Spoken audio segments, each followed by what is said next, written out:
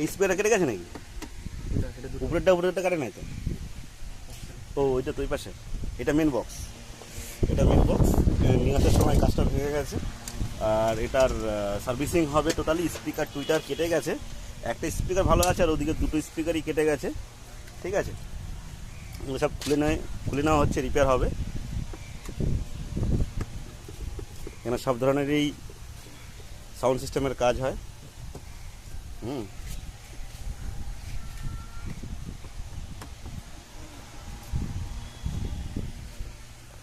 Stranger 100 MPM 102 amp আছে এটা।